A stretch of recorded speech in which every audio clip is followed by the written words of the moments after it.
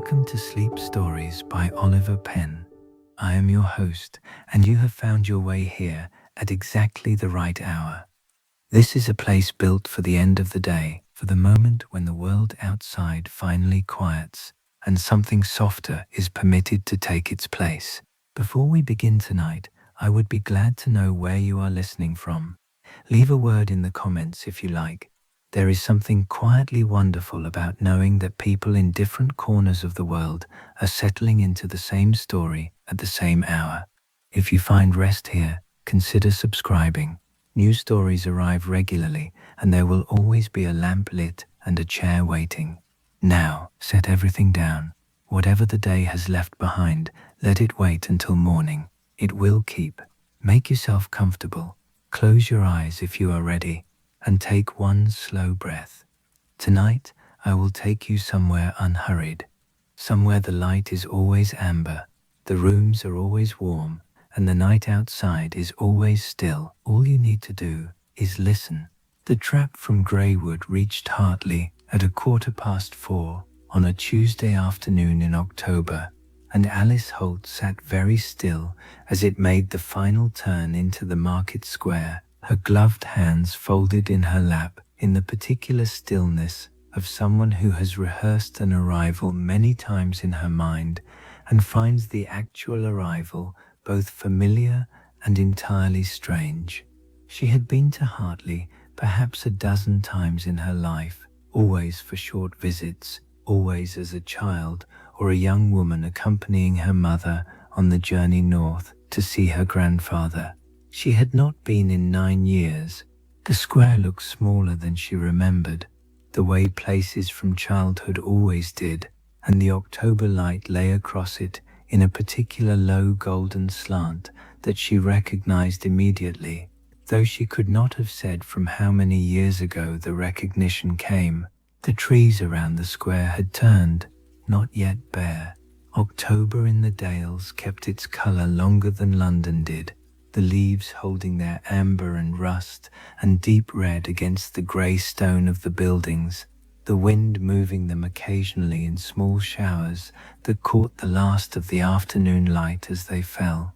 The air smelled of wood smoke and damp leaves and something else beneath both, something she could not immediately place, and then did, with a small internal jolt, the smell of harvest, of the last gathering of the year, faint but present even here in the square, carried perhaps from the farms beyond the town. Her grandfather Edmund Holt had died in the first week of October in his sleep at the age of 81. The solicitor's letter had reached her at the hospital in London on a Thursday, delivered to the small office where she kept the dispensary records, and she had read it standing at her desk between two patient ledgers, with the particular quality of stillness that arrives when expected news finally arrives and proves, as expected news so often does, to be heavier in the actual receiving than it had been in the anticipating. He had left her the shop. She had known this was likely. Her grandfather had no other family, her mother having died 8 years before him, and Alice had always understood, without it ever being formally discussed, that the apothecary's premises in Hartley would come to her eventually. She had not expected eventually to arrive so soon, though 81 was not young, and she had not expected the arriving to feel as it now felt, sitting in the trap with her trunk strapped behind her and the square opening before her in the October light. The trap drew up outside a building she recognized before she had consciously identified it. The grey stone front, the large bow window with its arrangement of colored glass jars catching what remained of the afternoon sun, red and blue and deep green, the painted sign above the door that she could not yet read clearly from this angle, but knew without reading, E Heod Hanad Abo. She sat for a moment without moving. Then she thanked the driver, who was already unloading her trunk with the brisk, unceremonious efficiency of a man accustomed to making this delivery, and stepped down onto the cobbles of the square, and stood for a moment in the cooling October air, looking up at the shop that was now, in some manner she had not yet found the shape for, hers. The door was unlocked, and the small bell above it rang as she pushed it open, a sound she remembered with a suddenness that startled her. The particular thin silver note of that specific bell, unchanged across 9 years and a childhood's worth of half-forgotten visits. She stepped inside and stood in the doorway for a long moment, letting the shop settle around her. The smell reached her first, as it always did with rooms one has not entered in a long time, the particular accumulated smell of the apothecary, layered and complex in a way that no single ingredient could account for. Dried herbs, certainly, their dusty green sweetness present in every corner. But beneath that, the sharper notes of tinctures and spirits, the faint mineral smell of certain powders, and beneath all of it something warmer and more personal, beeswax perhaps, from the polished counter, or simply the accumulated smell of a room that has been carefully tended by one pair of hands for 60 years. The shop was not large. A long counter ran along the right side, dark wood polished to a soft sheen by decades of use, with a brass scale at one end and a marble slab at the other where, she remembered now, her grandfather had ground his powders, with a stone pestle worn smooth in the center. Behind the counter, shelves rose to the ceiling, hundreds of small glass bottles and jars, each one labeled in a small careful hand, arranged with an order she could not yet read, but which she recognized immediately and instinctively as an order. Nothing here was random.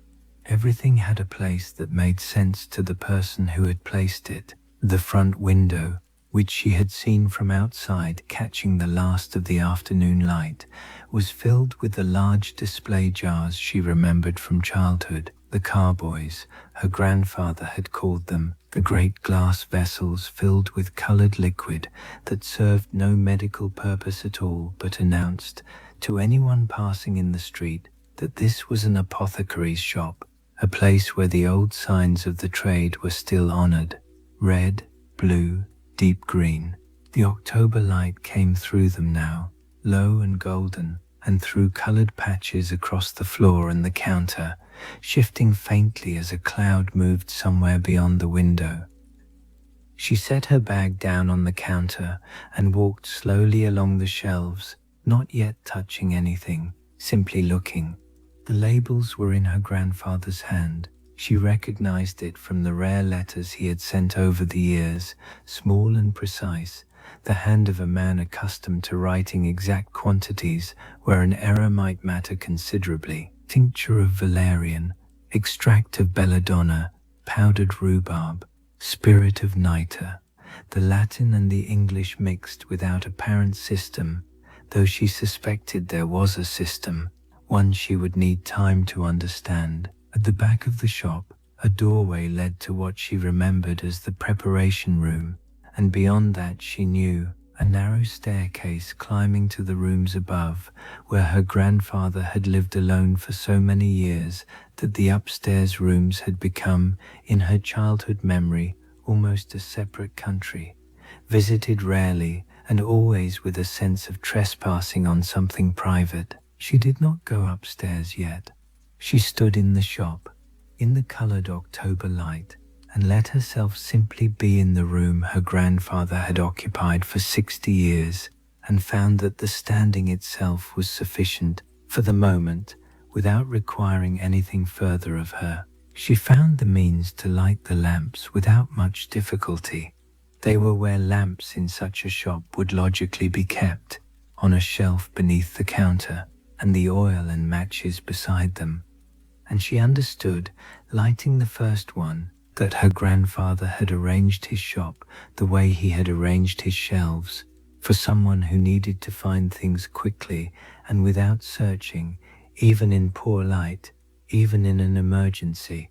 She had not considered, until she struck the match, how much of apothecary work might happen at strange hours, a child waking with a fever at midnight, A farmer cut badly at dusk, brought in by lantern light.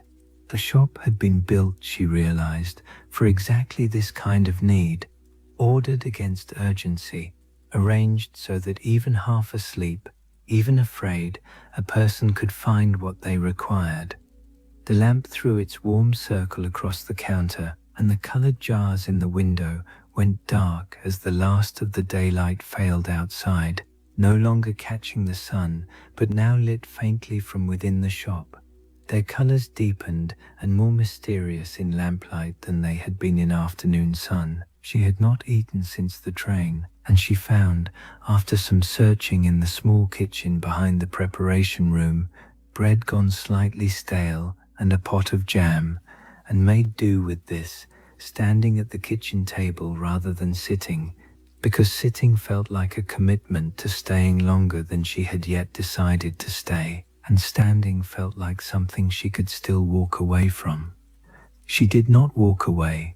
She finished the bread and jam and went back into the shop and stood again at the counter in the lamplight and looked at the shelves.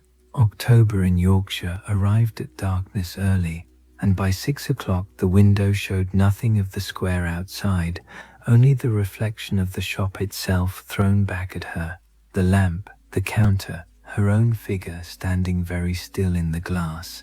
She found this oddly companionable rather than unsettling, the doubled room, as though the shop had two versions of itself, one she could touch and one she could only observe. She had brought from London a small case of her own instruments, not for any particular purpose, simply because she had not been able to imagine packing for this journey without them. A stethoscope she had purchased with her own first wages and had used perhaps a dozen times, always under careful supervision, never independently. A set of fine scalpels she had been trained to use and had used only on cadavers in the anatomy rooms of her training, never on a living patient, because the living patients were not, in the end, permitted to be hers. She set the case on the counter beside her bag and did not open it. She thought about her grandfather standing in this exact place, at this exact counter, for 60 years, mixing tinctures and weighing powders and listening to the complaints of farmers and their wives and their children, never formally a physician, never holding the degree that would have entitled him to the higher title, but doing in this small shop in this small town more medicine than most physicians she had trained alongside would do in a lifetime.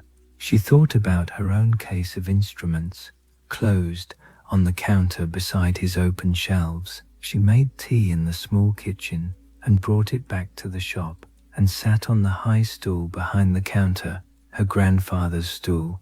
She understood without being told, worn at the edges, in the particular way of furniture used by one person for a very long time, and drank it slowly in the lamplight, and let the first evening be what it was, which was quiet and strange and not yet anything she could name. Mrs. Tilbury arrived the following morning at 9:30, letting herself in with the particular confidence of someone who had been letting herself into this shop for 40 years, and saw no reason the practice should now require reconsideration.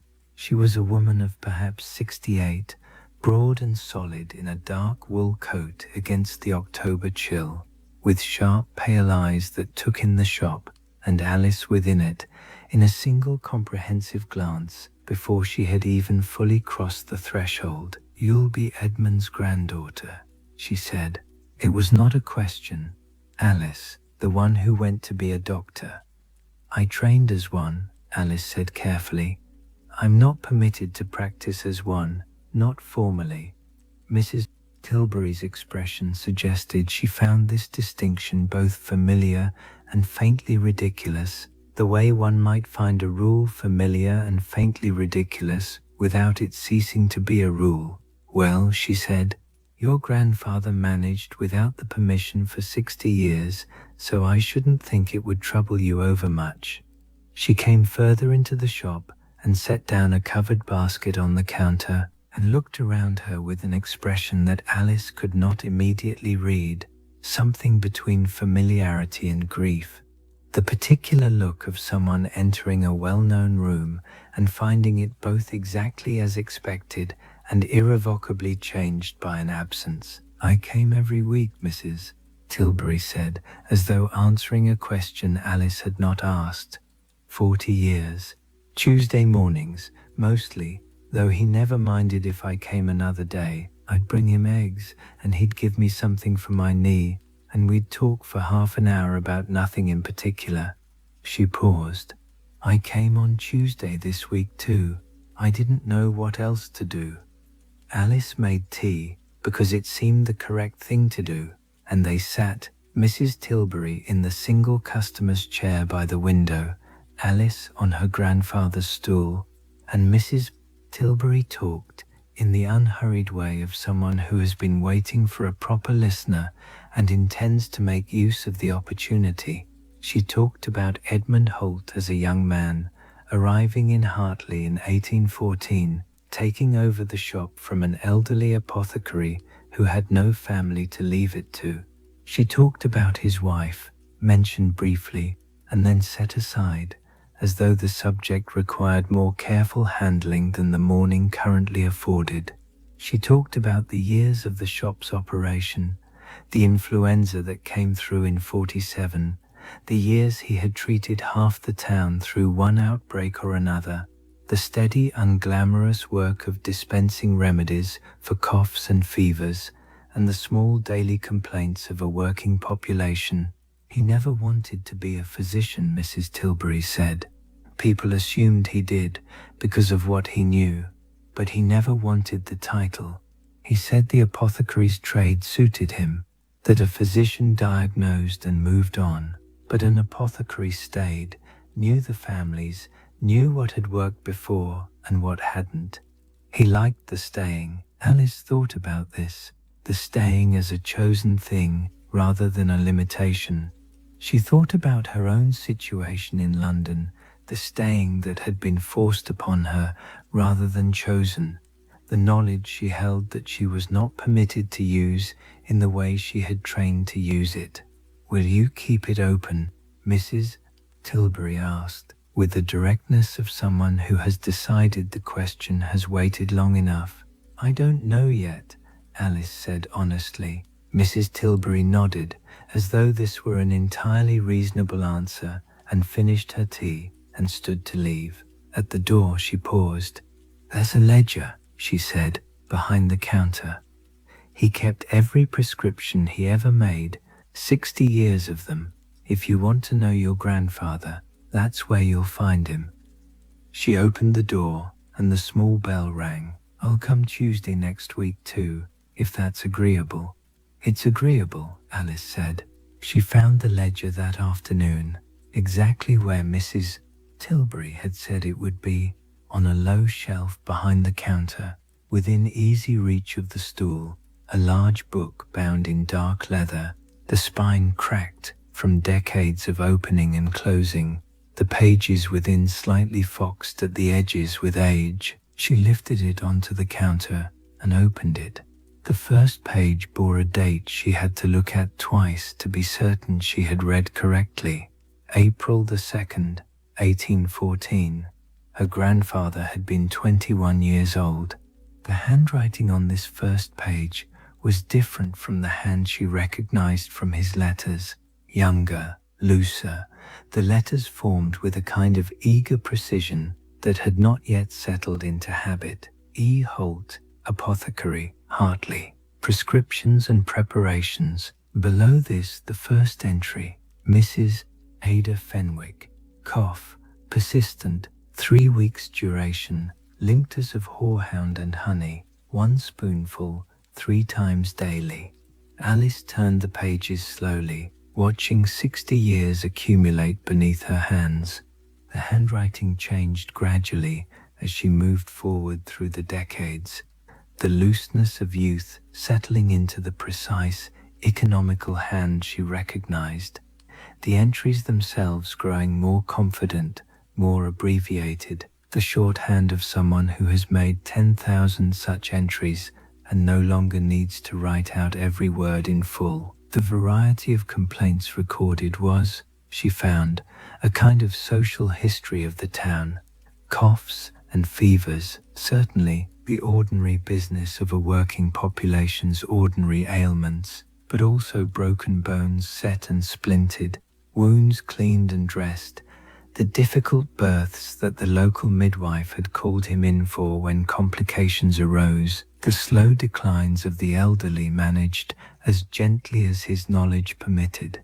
He had been, she understood reading this, very nearly everything a town without a resident physician required, performing tasks that her own training in London would have considered well beyond an apothecary's proper remit, and performing them, as far as the ledger's careful notations suggested, competently and without apparent disaster.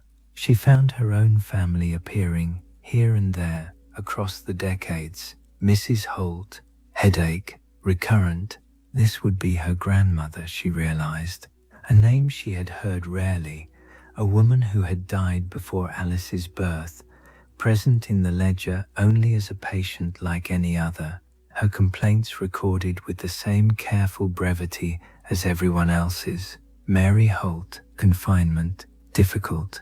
Her own mother's birth, she understood with a small jolt, recorded in her grandfather's hand as a medical event rather than a family one, the personal and the professional folded together in a way that seemed, the longer she looked at it, entirely characteristic of the man who had kept this book. She read for nearly 2 hours without noticing the light failing outside the window, the colored jars going from bright to dim to dark as the October afternoon gave way to evening, and only stopped when she realized she could no longer see the page clearly and needed to light the lamp.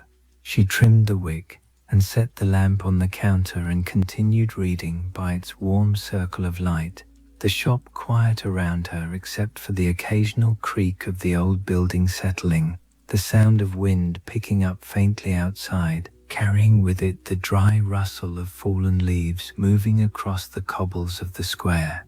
She had reached, by the time she finally closed the book for the night, somewhere in the late 1850s, 30-some years of entries, with 30 more still ahead of her, an entire life's careful record waiting to be read, page by page, in the order it had been lived. She returned to the ledger the next morning, and the morning after that, reading in the gaps between the small daily tasks of settling into the shop, taking inventory of the shelves, writing to the few outstanding suppliers her grandfather had dealt with, sitting with the strange new weight of being, however provisionally, the person responsible for this place. It was on the 4th morning, working her way through the entries from the autumn of 1862, that she first noticed it. October the 14th.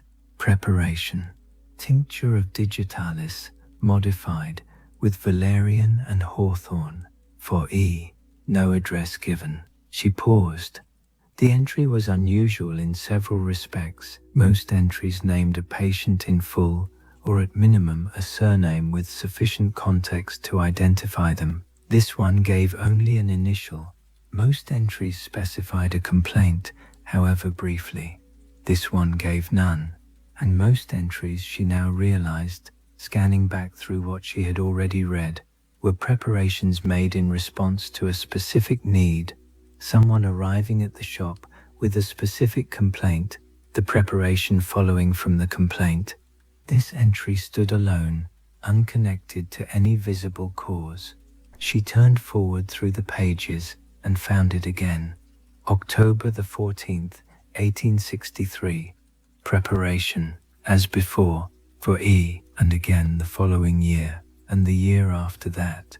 She went back through the ledger more carefully now, searching specifically for this pattern, and found that it extended backward as well as forward.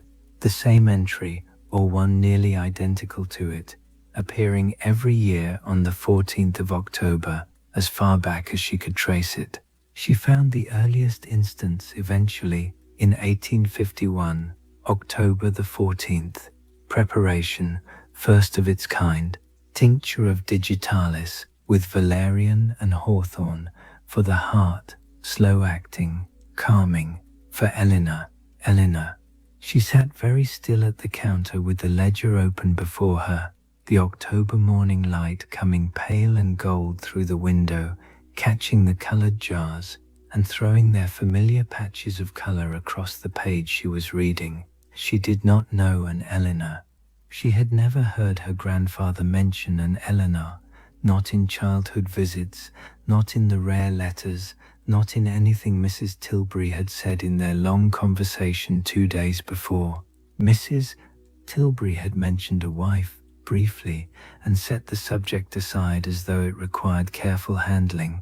Alice's own grandmother, the headache patient she had found earlier in the ledger, had been named Mrs.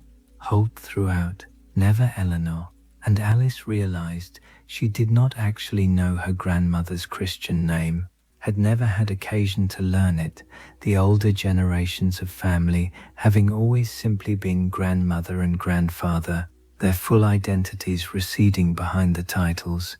She turned forward through the ledger again, more carefully this time, looking specifically for the name Eleanor. In any other context, she found nothing. The name appeared only in this single annual entry, every 14th of October, for what she now calculated to be 23 consecutive years, and nowhere else in 60 years of careful, comprehensive record keeping. A preparation made every year for the same person, for a complaint never specified beyond the general indication for the heart, slow acting, calming, and never, in any entry she could find, recorded as collected, used, or administered. She closed the ledger and sat with her hand resting on its cover, the October light moving slowly across the counter as a cloud passed outside, and thought about what it might mean to prepare the same medicine faithfully every year for 23 years for someone who was never named beyond a single syllable, and whose use of the medicine was never recorded at all. She began to search the shop systematically that afternoon, working her way along the shelves with the careful attention she had been trained to bring to laboratory work. Methodical, unhurried, recording what she found rather than assuming she already understood it. She was looking, though she had not fully admitted this to herself, for the preparation itself. 23 years of annual entries suggested 23 years of bottles, unless each year's preparation had been disposed of, used in some manner, the ledger did not record, or simply allowed to spoil and be discarded. She did not think this was likely. Everything she had seen of her grandfather's habits in the 4 days since her arrival suggested a man who did not waste what he had carefully made, who kept things, who valued the keeping itself. She found it on the highest shelf at the very back of the preparation room, in a section she had not yet properly examined, a row of small bottles, a dozen or more, each one labeled simply with a date and the letter E, the bottles arranged in chronological order from oldest to newest, the earliest dated 1851 and the most recent bearing a date from this past spring, months before her grandfather's death. She lifted down the most recent bottle first and held it to the light from the small back window. The liquid inside was the pale amber color she would expect from such a tincture, clear, undisturbed, the cork still firmly seated, no sign that the bottle had ever been opened. She lifted down the others, one at a time, working backward through the years. Each one was full, each one was sealed. 23 bottles, 23 years of careful preparation, and not a single one had ever been used. She set them in a row on the workbench in the preparation room and stood looking at them. The oldest, from 1851, its glass slightly darkened with age, its cork gone brittle and pale. The newest, from this spring, bright and clear, as though made yesterday. Between them, 21 more, each one a faithful repetition of the same act, performed every October for over 2 decades by a man who had, as far as she could determine, no living recipient for what he made. She thought about her grandmother, Mrs. Holt in the ledger, the woman with recurring headaches, the woman who had died, she now calculated, in 1850, the year before the first bottle. She went back to the ledger and found the entry she was looking for, with some effort, several pages before the first October 14th preparation, September the 3rd, 1850. Mrs. Eleanor Holt, heart, failing, attended throughout the night, no remedy sufficient, and below this, in handwriting that seemed, even across 24 years, to carry a different weight than the entries around it, smaller and more pressed into the page. Died at dawn, aged 31, Eleanor Holt, her grandmother, 31 years old. Alice sat down slowly on the workbench stool, the row of bottles before her on the bench, the ledger open in her lap, and understood, with the particular clarity that arrives when scattered facts suddenly resolve into a single shape, exactly what she was looking at. Her grandfather had not been able to save his wife. Whatever he had tried that final night, and the ledger's brief, anguished notation suggested he had tried everything his knowledge permitted, had not been sufficient. And so, every year afterward, on the anniversary of her death, he had made the medicine again. Not to use it. There was no one left to use it on. He had made it because the making was, perhaps, the only way he had found to continue the conversation he had not been able to finish, to perform, year after year, the care he had not been able to make sufficient when it mattered most. She asked Mrs. Tilbury about Eleanor the following Tuesday, when the older woman arrived with her customary basket and her customary confidence, settling into the chair by the window as though she had been doing so for 40 years, which Alice now understood she had. "I found the bottles," Alice said, without preamble, because she had decided over the intervening days that there was no gentle way to approach the question, and that Mrs. Tilbury, of all people, would prefer directness. 23 of them, the same preparation, every October the 14th, going back to 1851, for someone called Eleanor. Mrs. Tilbury was quiet for a long moment, her hands still around her teacup, her expression settling into something Alice had not yet seen on her, not surprise, but a kind of careful weighing, the look of someone deciding how much of a long-held confidence to release. "Eleanor was his wife," she said finally. "I never knew her. She died before I came to Hartley, the year before I married and settled here, but I knew of her. Everyone in the town knew of her, in the way you know of someone who is spoken of carefully, with a particular quietness, for years after they're gone." "What happened?" Alice asked. "The ledger says her heart failed, that he attended her through the night, and nothing was sufficient." "That's what I understood too," Mrs. Tilbury said. "She'd had a weak heart since girlhood, I was told, nothing that troubled her day to day, but a fragility that everyone who loved her understood was there, underneath. They'd been married 4 years when it happened. She was very young. He was younger still, relatively, not yet 30. She paused, choosing her next words with evident care. "He never spoke of it, not once, in 40 years of my knowing him. I knew the date only because Mrs. Aldous, who has since passed herself, told me once that the 14th of October was a day he closed the shop early, every year, without fail, and went walking alone on the moor above the town, and came back at dusk, and never explained where he had been, though everyone understood well enough not to ask." Alice thought about this. 60 years of a man's grief, conducted so privately and so consistently that it had become, to the town that observed it, simply a known fact about him, an annual closing of the shop that required no explanation because the explanation, unspoken, was understood by everyone except, until now, his own granddaughter. The medicine, Alice said. He kept making it, every year, even though there was never anyone to give it to. Mrs. Tilbury looked at her for a long moment, and something in her sharp, pale eyes softened.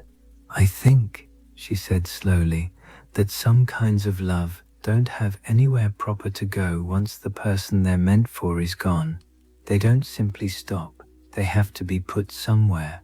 Your grandfather put his into that bottle every year because it was the one thing he knew how to do with his hands that came closest to saying what he could no longer say to her directly." She set down her teacup.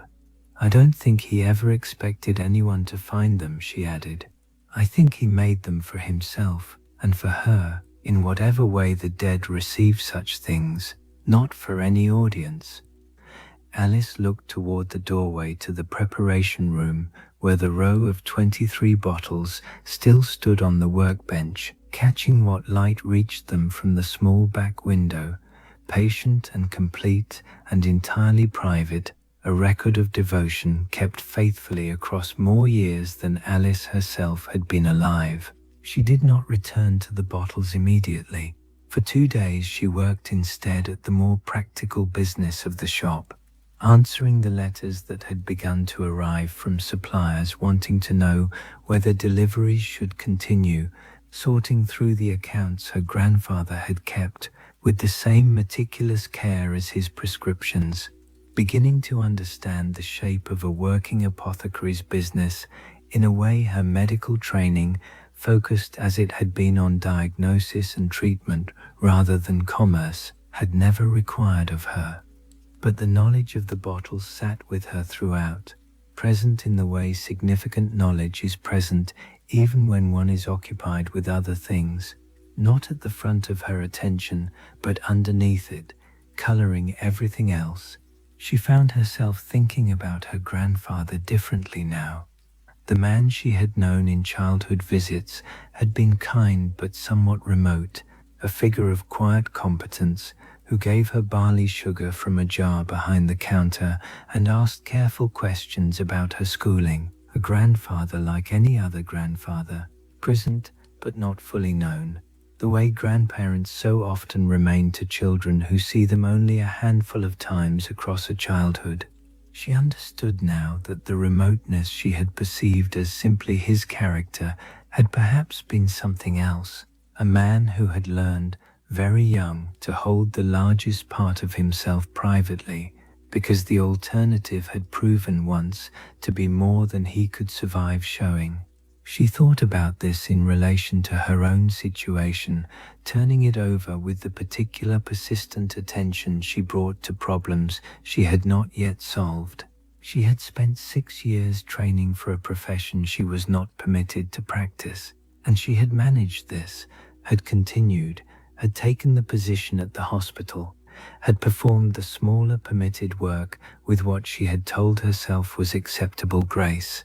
But she understood now, sitting in her grandfather's shop with 23 years of his grief arranged on a shelf in the next room, that her own management had perhaps been less graceful than she had allowed herself to believe, that she too had been holding something privately, performing competence while something underneath went largely unacknowledged. The difference, she thought, was that her grandfather's loss had been final and irreversible, a door closed by death, while her own situation remained, at least in principle, open to change. This was either a source of hope or a source of additional grief, depending on which day she examined it, and she had not yet decided which.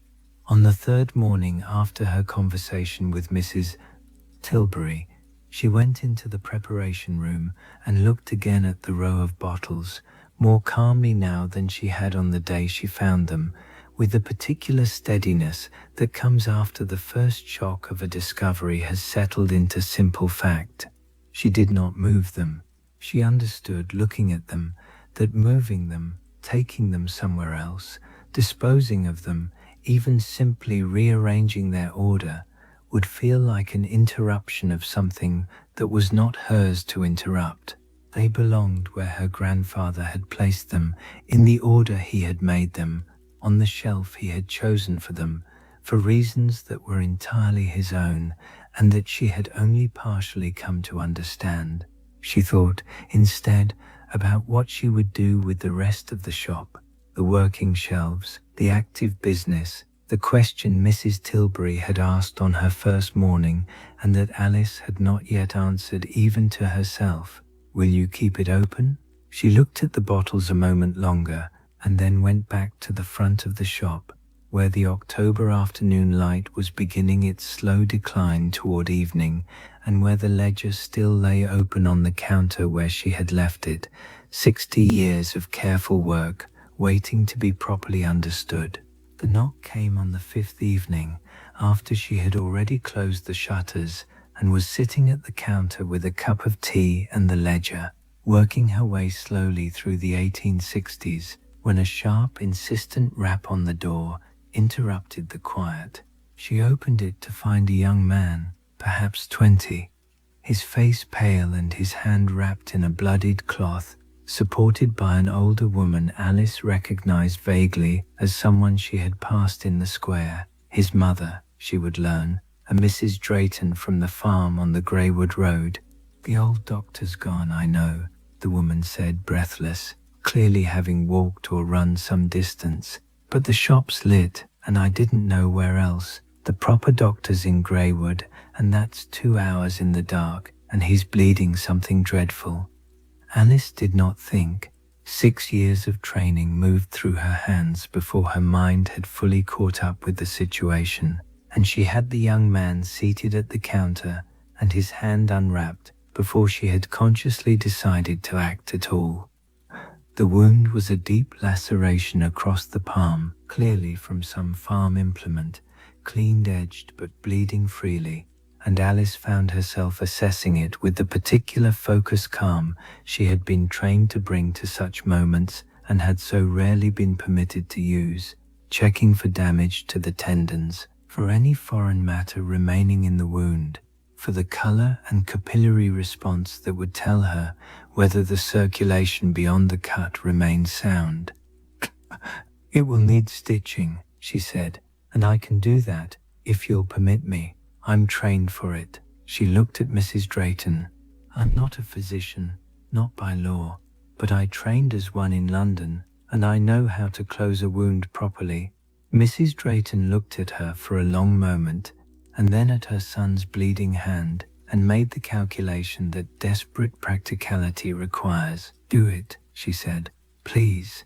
What followed occupied perhaps 40 minutes, and Alice found, as she worked, cleaning the wound thoroughly, threading the needle her grandfather had kept, of course, in a case beneath the counter, exactly where such a thing should be kept, placing each stitch with the careful precision she had practiced many times on cadavers and almost never on living flesh, that something in her had gone entirely quiet and entirely present at once, the particular state she remembered from her best moments of training before the constant reminder of what she was not permitted to do had begun to erode it. The young man, whose name was Thomas, gritted his teeth and did not cry out, and Mrs. Drayton stood close by, watching Alice's hands with an attention that was not suspicious but simply intent, the attention of someone witnessing competence and recognizing it as competence regardless of the formal credentials behind it. When it was done, Alice bandaged the hand properly, gave instructions for changing the dressing, and prepared a small draft for the pain from the shelves she had spent 4 days learning, working from her grandfather's careful labels and her own training in equal measure. Mrs. Drayton paid what Alice asked, which was modest, and at the door she paused. "You're good at that," she said. It was not flattery. It was an observation, delivered in the same flat, practical tone she had used throughout. "Your grandfather was good at it too." I'm glad there's someone in the shop again who knows what they're doing. She left with her son, the door's small bell ringing behind them, and Alice stood alone in the shop, with her hands still faintly trembling, not from fear, she understood, but from something closer to relief, the particular trembling of a muscle long unused, finally permitted to perform the work it was built for. She lay awake that night in the small bedroom above the shop, her grandfather's room, though she had moved the bedding and aired it thoroughly before her first night there, unable to quite settle into sleeping in his bed without first making it, in some small way, her own. She thought about Thomas Drayton's hand, now properly closed and bandaged, and about the particular quality of competence she had felt while doing the work.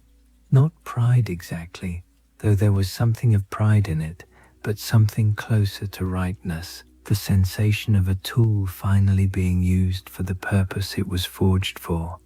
She thought about the 6 years of training that had led to this single evening of permitted use, the anatomy lectures attended in a separate room from the male students, watching demonstrations through a curtain on the occasions when modesty was deemed to require it, the long hours in the dispensary, learning preparations she was rarely allowed to administer herself, the examinations passed, the diploma earned, and then the slow accumulating realization that the diploma itself meant very little in a profession that did not yet recognize the right of women to hold it fully, that she could know everything a physician knew and still be required to stand at one remove from the actual practice of what she knew.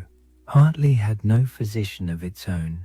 She had learnt this from Mrs. Tilbury, confirmed it from the ledger's evidence of 60 years of an apothecary doing work that in a larger town would have belonged properly to a doctor.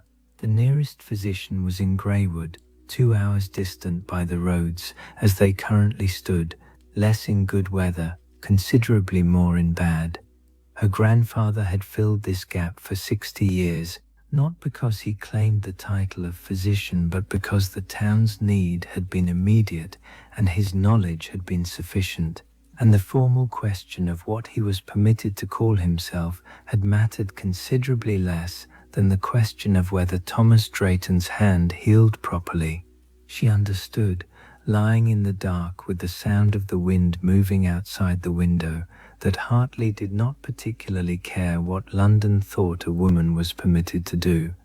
Hartley cared whether the bleeding stopped.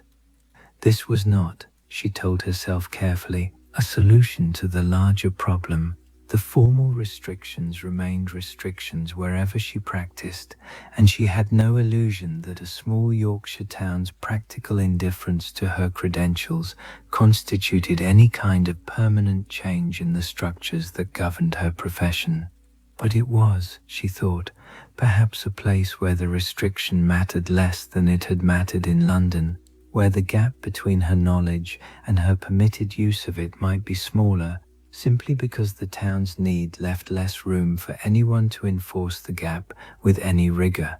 She thought about the shop closing, the alternative she had been quietly carrying since her arrival, selling the premises, returning to London, to the dispensary records and the hospital corridors, and the careful daily diminishment of doing less than she knew how to do. She thought about the shop remaining open, herself behind the counter where her grandfather had stood for 60 years, the ledger continuing in her own hand alongside his. She did not decide that night, but she understood, drifting finally towards sleep with the October wind moving outside and the shop quiet below her, that the deciding had become considerably less simple than it had been on the day she arrived. She discovered the garden on the 6th morning, stepping out the back door of the preparation room in search of fresh air, and finding, beyond a small paved yard, a walled plot, perhaps 30 feet square, that she had entirely forgotten existed, though she must have seen it as a child. It had been clearly a working garden, not ornamental, but cultivated with purpose, the remaining plants, arranged in orderly rows, now gone somewhat wild with the season's late growth and the weeks since anyone had properly tended them. She recognized some of what remained even in October's diminishment, the dried stalks of what had been lavender along the southern wall, the woody remains of rosemary still holding its scent when she brushed against it, a bed that had clearly held chamomile, now gone to seed. This was where her grandfather had grown what he could grow himself, she understood, rather than purchasing every preparation's raw material from the suppliers whose letters she had been answering. A working apothecary's garden, maintained alongside 60 years of shopkeeping, the two practices feeding each other across the decades.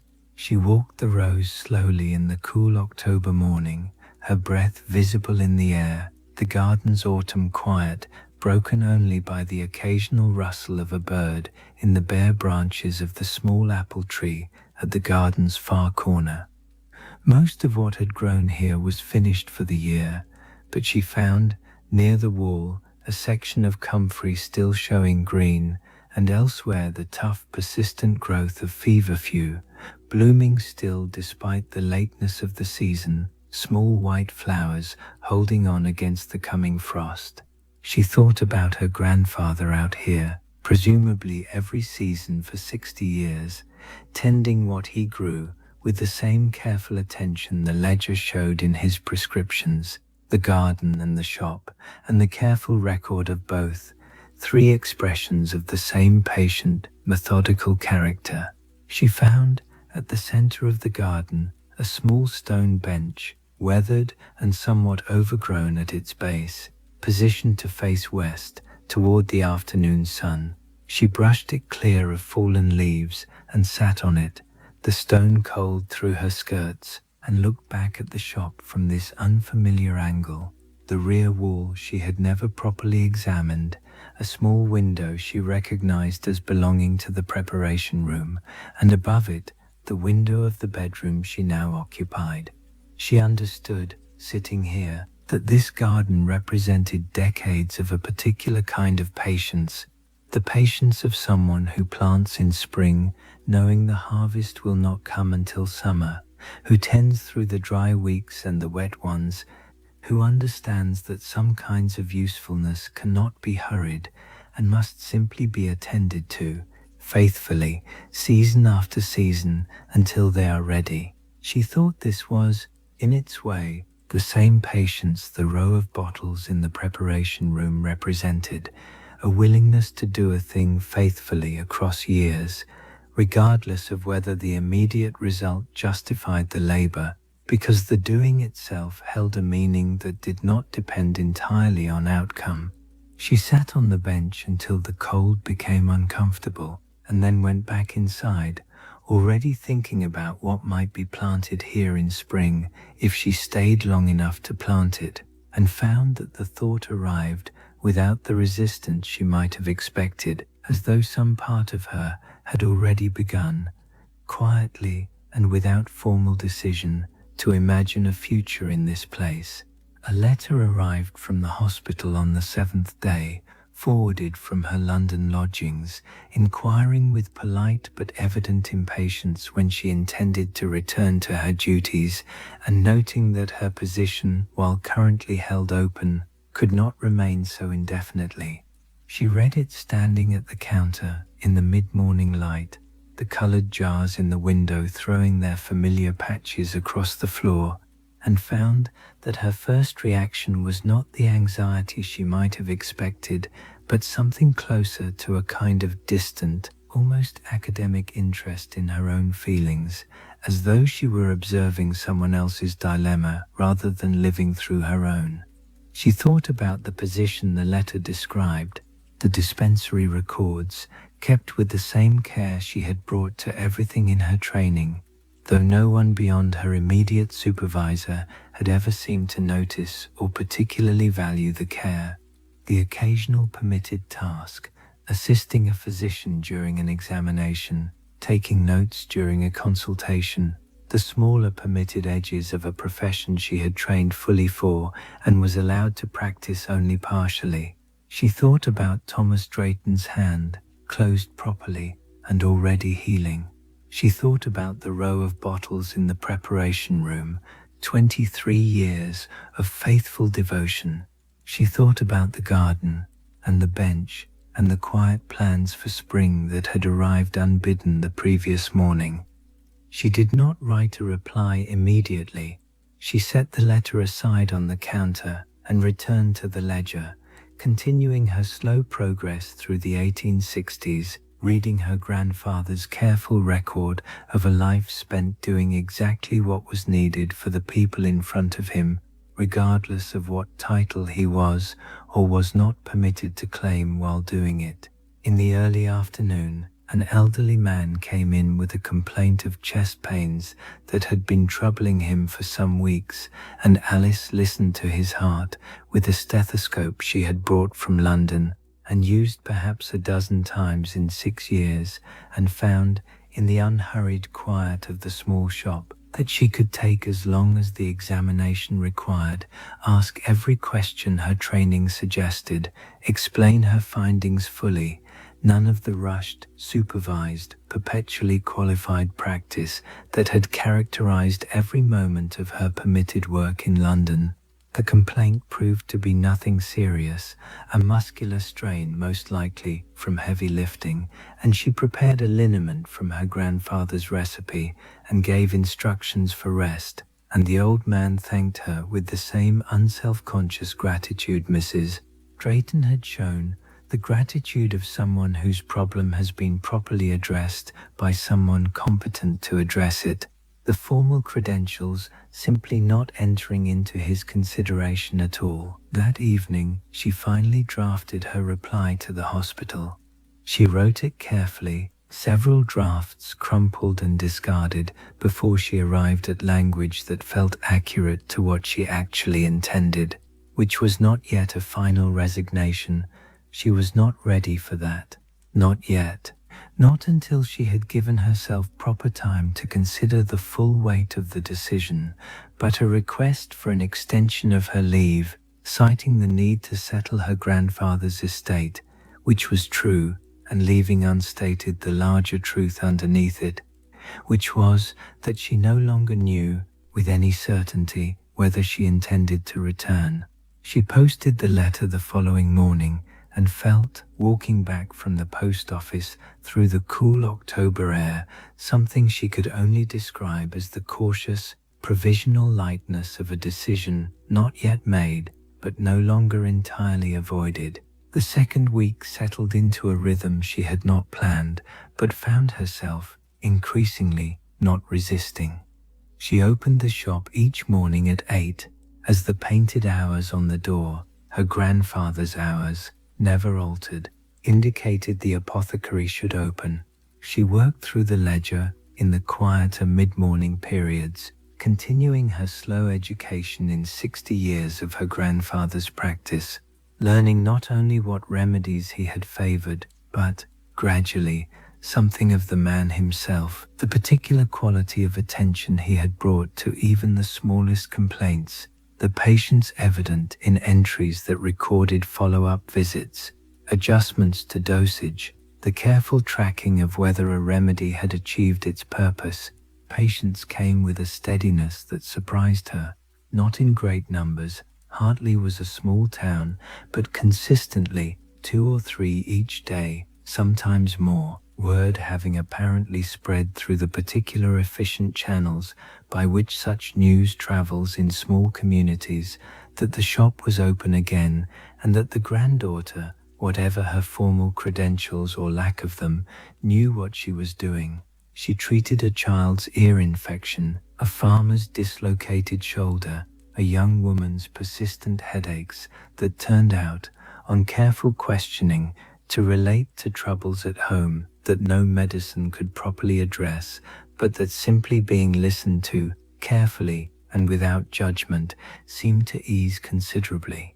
She found herself drawing constantly on both halves of her education, the formal medical training from London and the practical apothecary's knowledge she was absorbing daily from her grandfather's shelves and ledger, the two bodies of knowledge increasingly inseparable in her daily practice, each one informing and improving the other.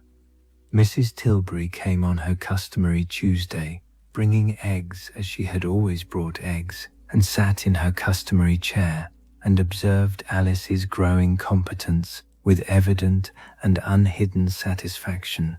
"You've his hands," she said, watching Alice measure a tincture with the careful precision the work required. "Not literally, I don't suppose, but the same care, the same not rushing." "I had very good training," Alice said. "You had good training, and you have his shop and his ledger and his garden," Mrs. Tilbury said. "But the care isn't something that's taught. Either you have it or you don't. He had it, you have it." She drank her tea. "I think he knew that when he left you the place. I don't think it was simple family obligation." Alice thought about this, about her grandfather, whom she had known only partially across a childhood's worth of brief visits, somehow understanding something about her character that she herself had not been fully certain of until these past 2 weeks revealed it to her. In the evenings, after the shop closed, she had taken to sitting in the garden when the weather permitted, on the stone bench, watching the October light fail slowly over the wall, the days now noticeably shorter than they had been on her arrival, the darkness arriving earlier each evening, the air carrying a sharper edge of the winter not yet arrived, but unmistakably approaching. She had written a second letter to the hospital, more direct than the first, indicating that her leave should be extended through the end of the year, and had received in reply a response that suggested her supervisor had begun to understand, with whatever degree of reluctance, that her return was no longer the simple formality it had once seemed. She had not yet written the letter that would make the decision final, but she understood, sitting in the garden as the second week drew to its close, that she was no longer waiting to decide so much as waiting for the proper moment to acknowledge a decision that had, in some quiet way she could not entirely trace, already been made. She stood outside the shop on a clear October morning, 11 days into her stay, and looked up at the painted sign above the door, weathered by years of Yorkshire weather but still entirely legible. E. Holt, Apothecary. She had been looking at this sign since her arrival without truly seeing it. It was simply the shop's identifying mark, as fixed and unremarkable as the stone of the building itself. But standing here now, in the slanted morning light, she found herself considering it properly for the first time, and the question it raised, E. Holt, Edmund Holt, the initial that had also, she now knew, belonged to Eleanor, though the sign of course referred only to her grandfather, the apothecary whose name it had borne since 1814. She thought about what it would mean to leave the sign as it was, continuing under her grandfather's name as though the shop's identity remained fixed to him even in his absence. She thought about what it would mean to change it, to put her own name above the door, A. Holt, claiming the shop formally as her own, rather than simply continuing to occupy it under his lingering authority. She had not yet decided to stay permanently. She understood this, standing here, with a clarity that had been building gradually across the 11 days, but had not yet fully announced itself even to her own conscious mind. The letters to the hospital, the steady accumulation of patients, the slow tending of the ledger and the garden, all of it had been building, day by day, toward a decision she had been making without quite permitting herself to acknowledge that she was making it. She went inside and found Mrs.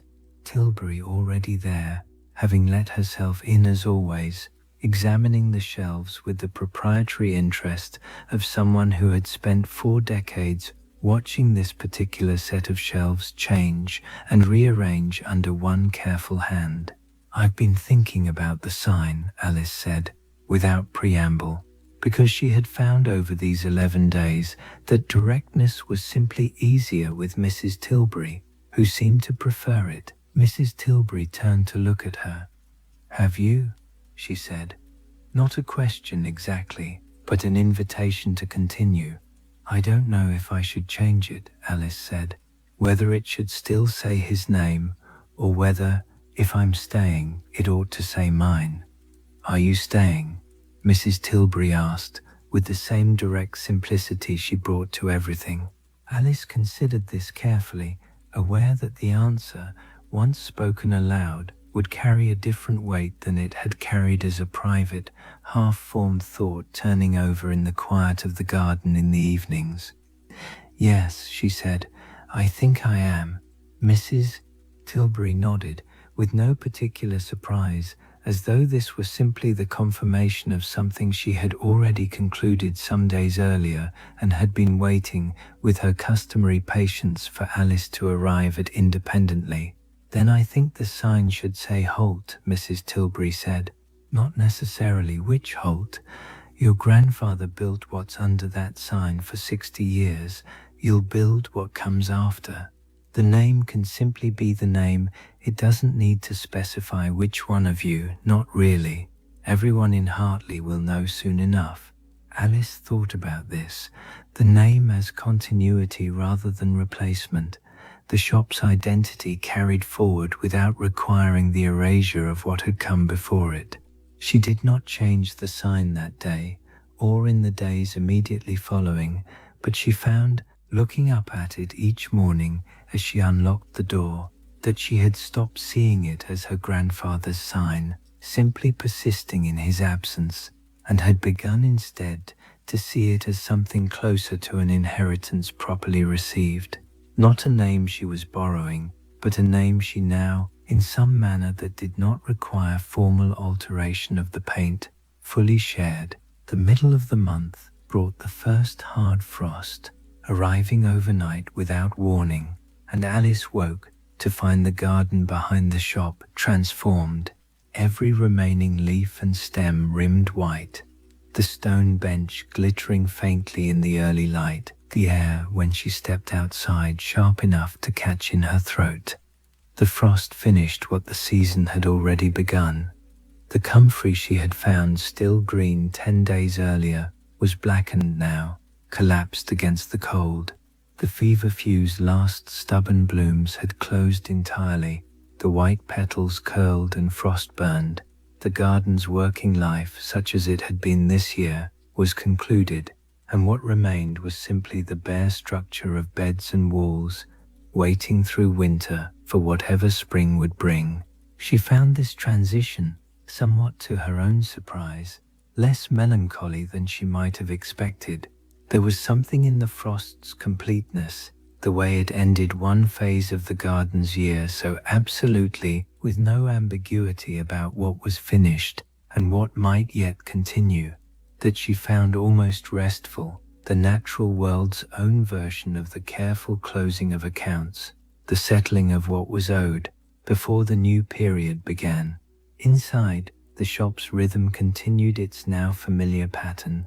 She had begun, in these middle days of October, to make small alterations of her own to her grandfather's careful system, not replacing what he had built, but extending it, adding her own observations to certain entries in the ledger, where her medical training suggested refinements to remedies he had used successfully, but perhaps not optimally.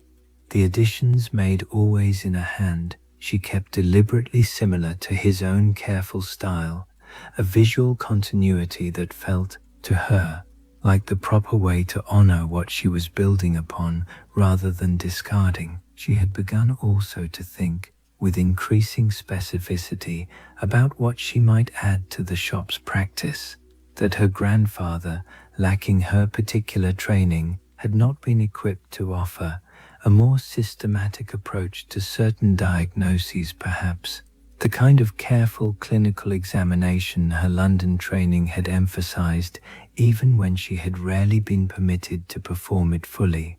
She thought about this without urgency, understanding that such changes, if they came, should come slowly, built upon the foundation of trust her grandfather had spent 60 years establishing, rather than imposed too quickly upon a town still adjusting to her presence behind the counter. Mrs. Drayton came in on the 16th, bringing Thomas to have his hand examined, the wound healing cleanly, the stitches ready to be removed. Alice performed this small task with the same careful attention she brought to everything, and Thomas, flexing his hand experimentally afterward, pronounced it entirely sound, and Mrs. Drayton thanked her again with the same unembellished practicality she had shown from the first. "You'll be staying then?" she said, as she had clearly already concluded from the simple fact of the shop's continued operation. "Good. We'd have missed having someone here." Alice found these small confirmations, Mrs. Tilbury's and now Mrs. Drayton's, the steady accumulation of a town's quiet acceptance, settling into her with a particular kind of comfort, different from but related to the comfort she took in the work itself. She was not simply being permitted to practice here in the gap left by her grandfather's death and the town's distance from any other physician.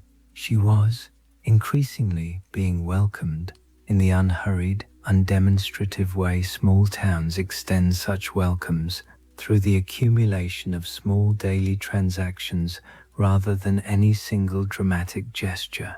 She closed the shop that evening as the early dark settled over Hartley, the frost already returning to the air, and walked once around the garden before going up to bed, the bare beds pale in the rising moonlight, waiting, as she now found herself waiting, for whatever came next. She found, on a shelf in the small back room she had not yet fully explored, a row of books that proved to be her grandfather's professional library, pharmacopoeias and herbals, several editions spanning decades, each one annotated in his hand with the particular small corrections and additions of someone who had tested the printed recommendations against his own long experience and recorded where reality had diverged from the textbook. She spent an evening working through the oldest of these, a pharmacopoeia dated 1809, 5 years before he had opened the shop, the margins filled with notes that traced, she realized, his own education as a young apothecary, questions he had clearly asked himself, corrections he had made as experience taught him what the book alone could not. Wrong.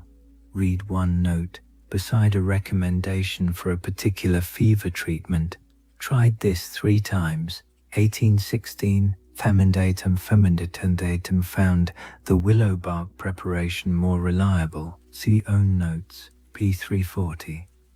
She turned to page 340 and found a more developed treatment, written in his hand in the blank space at the chapter's end, a careful alternative protocol he had developed through what could only have been considerable trial and observation, the kind of practical medical knowledge that no formal training had given him but that 60 years of careful attention to actual patients had taught him directly.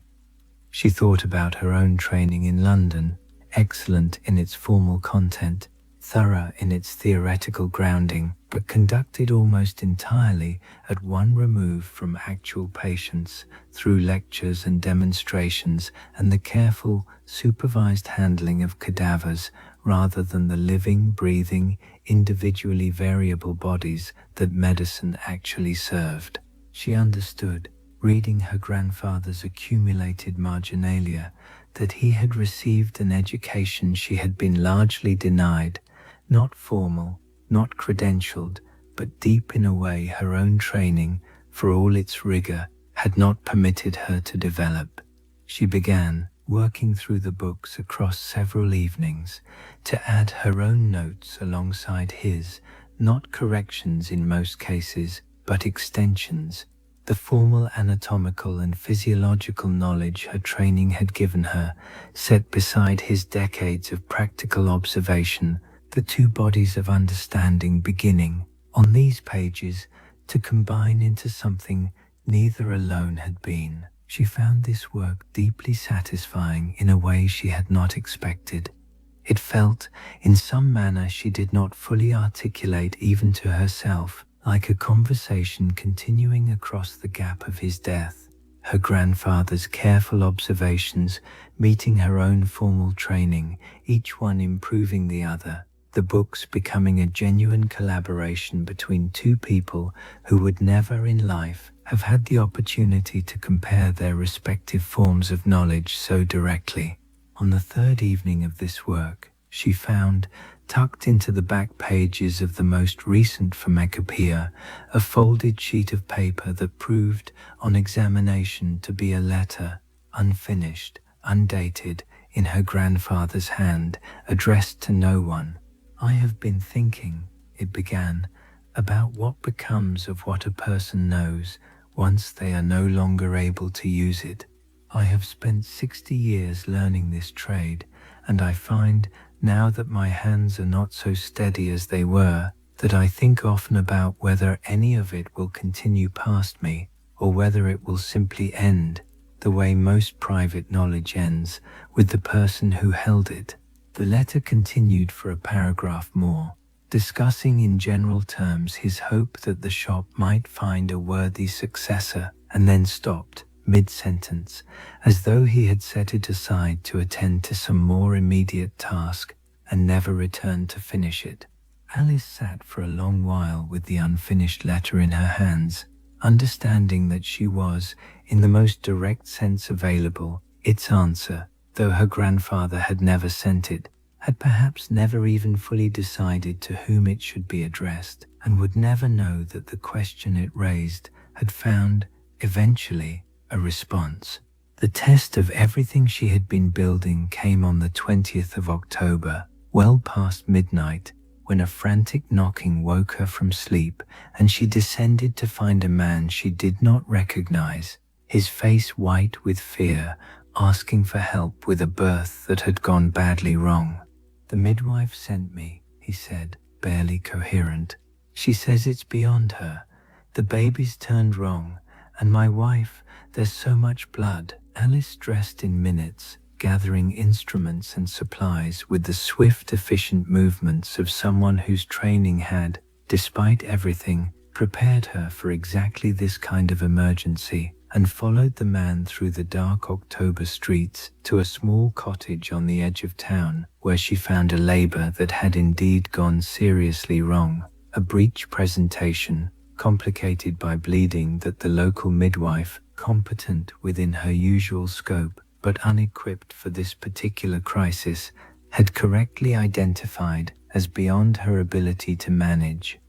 What followed was the most demanding hour of medical work Alice had performed since her training. Not because the procedure itself was unfamiliar, she had studied obstetric complications thoroughly and assisted, under close supervision, at several difficult deliveries in London.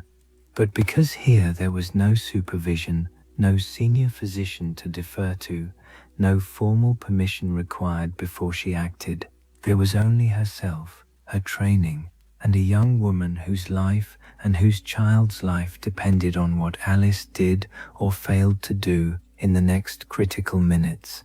She worked with a focus that left no room for the fear she might otherwise have felt, drawing on every hour of training she had received and had so rarely been permitted to apply, her hands moving with a confidence that surprised even her, the months and years of formal education finally meeting in this single demanding hour the full weight of the responsibility they had always theoretically prepared her for. The child was born alive, though it required considerable effort to achieve this, and the bleeding, once Alice had properly addressed its source, slowed and then stopped. The mother, exhausted and pale but stable, held her child as the first grey light of dawn began to show at the cottage window, and the midwife, who had watched Alice's work throughout with an attention that mixed professional anxiety with growing respect, simply said, quietly, "I've never seen anyone do that. Where did you learn it?" "London," Alice said, suddenly aware of how tired she was, her hands beginning to tremble now that the crisis had passed. "I trained for 6 years. I was rarely allowed to use it." The midwife looked at her for a long moment. "You're allowed to use it here," she said simply. Alice walked back to the shop as full daylight arrived, the October morning clear and cold after the long night, and found, climbing the stairs to fall into exhausted sleep, that something had settled in her that the previous weeks of smaller successes had not fully achieved, a certainty, hard-won and absolute, that whatever formal credentials London chose to withhold from her, she had, this night, practiced medicine fully and completely, and had saved 2 lives by doing so, and that no letter from any hospital, no rule of any examining board, could diminish the plain fact of what her hands had accomplished. She slept past noon, deeper than she had slept since her arrival, and woke to the ordinary sounds of the shop below. Mrs. Tilbury's voice, she realized, already arrived for her Tuesday visit, speaking quietly to someone, the bell above the door ringing as another customer entered, the steady, unremarkable business of a working apothecary continuing exactly as it should. The story of the difficult birth spread through Hartley, with the particular speed such stories travel in small communities, and Alice found, over the following days, that her standing in the town had shifted in some manner she could feel even before anyone said so directly. Patients who had perhaps approached the shop with some residual caution now came without hesitation. The local midwife, whose name Alice learned was Mrs.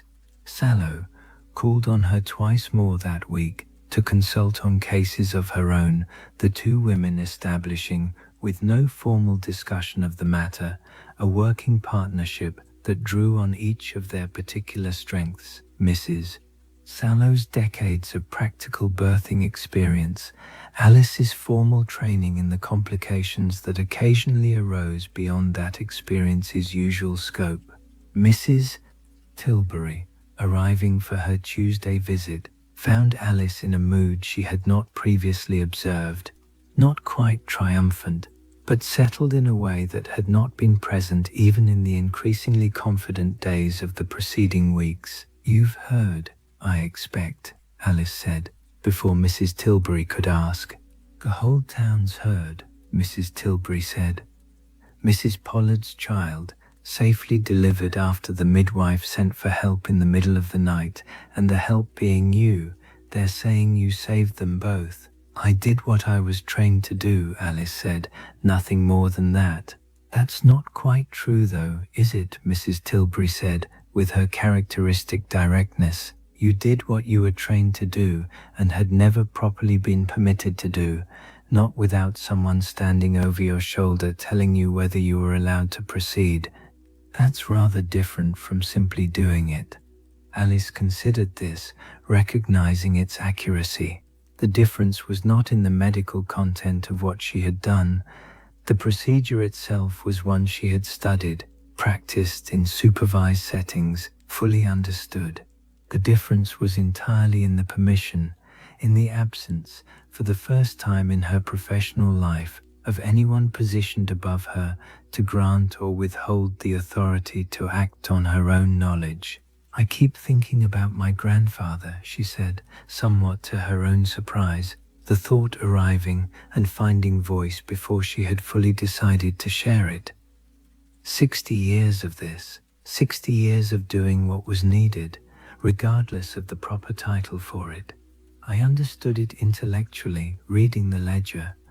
I don't think I fully understood it until that night. Mrs. Tilbury nodded slowly.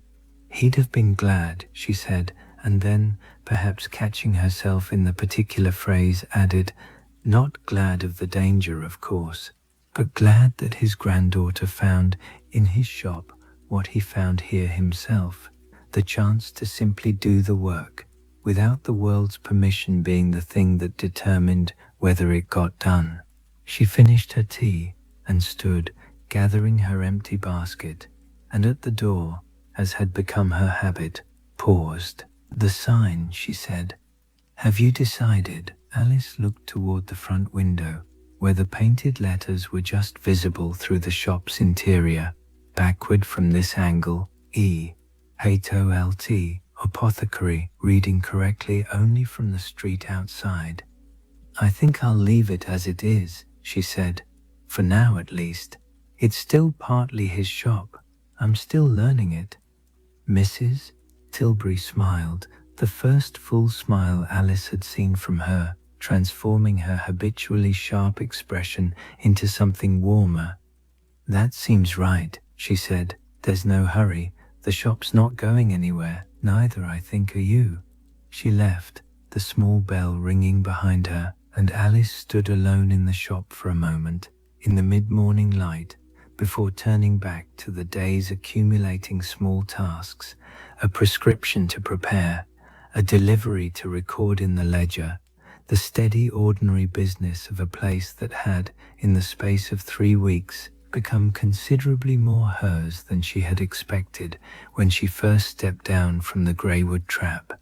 On the 24th of October, 10 days after she had first discovered the pattern in the ledger, and 7 days before the date would arrive again, Alice found herself thinking constantly about the row of bottles in the preparation room, and about what, if anything, she ought to do when the 14th came around, except, she realized with a small jolt of confused calculation, the 14th had already passed, days before her own arrival in Hartley, and the most recent bottle on the shelf, dated this past spring, was not in fact the most recent annual preparation, but an earlier one, made some months before her grandfather's death, the autumn entry for this year never made, because he had not lived to make it.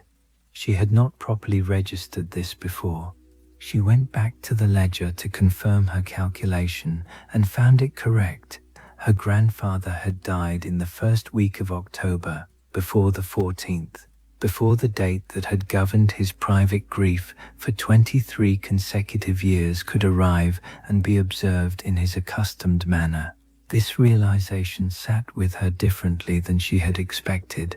The 14th of October this year had simply passed, quietly, without observation, the first such anniversary in 23 years that had not received its faithful private ceremony, because the person who had maintained that ceremony was no longer present to maintain it.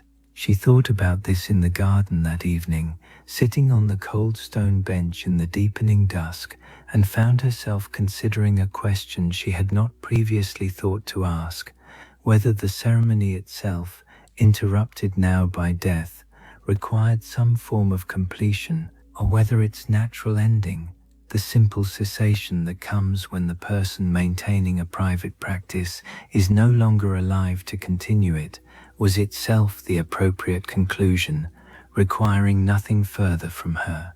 She did not think she should make a new bottle. The instinct that arose in her considering this was clear and immediate. The bottles were her grandfather's, made by his hand, in his particular private language of grief and devotion, and to add a 24th in her own hand, however well-intentioned, would be to impose herself onto a conversation that had never included her and was not, properly, hers to continue. But she found she did want to do something, some small acknowledgement, even if only privately observed, that she understood what she had found, and that the understanding itself constituted a kind of completion her grandfather had perhaps not anticipated when he died with the year's ceremony still unperformed. She went into the preparation room, and stood before the row of 23 bottles, and after a long moment of consideration, she did the only thing that felt entirely correct. She did not move them, did not add to them, did not disturb their careful chronological order.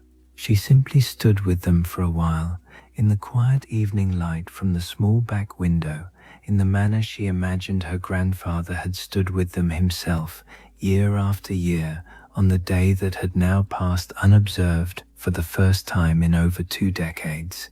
She found, standing there, that she was crying, quietly and without great drama, for a grandmother she had never known, and a grandfather she was only now, through his careful private record, beginning to properly understand, and for the particular sorrow of a devotion that had continued faithfully for 23 years and had ended, finally, not through resolution but simply through the ordinary mortality that ends all things eventually, whether or not we have finished what we meant to do with them. She wiped her eyes and stood a while longer, and then went back to the front of the shop to close up for the evening, carrying with her a settled, quiet understanding that some things did not require resolution to be complete, that her grandfather's grief, faithfully tended across 23 years, had been its own kind of completion all along, and that her role now was simply to have witnessed it carefully and to let it rest. Though October had not yet finished, the last days of the month brought a quality of light that felt, to Alice, already like a preview of November, the sun lower in the sky, even at midday, the shadows longer, the particular thin golden clarity of late autumn light that seemed to make every object it touched both more precisely visible and somehow more fragile, as though the light itself understood it would not last much longer. She had taken to walking in the garden each morning before opening the shop, a habit she had not consciously decided to adopt, but had simply found herself following, day after day, the cold air and the quiet structure of the dormant beds, providing a kind of grounding before the day's work began. She had begun, on these walks, to plan, tentatively at first, and then with increasing specificity, the kind of planning that comes when a decision has settled enough to permit practical thought, rather than remaining suspended in the more abstract question of whether to stay at all. She thought about what she might grow here in spring, drawing on both her grandfather's evident practice and her own training's emphasis on particular preparations she had found herself reaching for repeatedly in these first weeks. More chamomile, certainly, given how often she had needed it. Perhaps an expansion of the lavender, whose calming properties she had drawn on for several anxious patients in just these few weeks.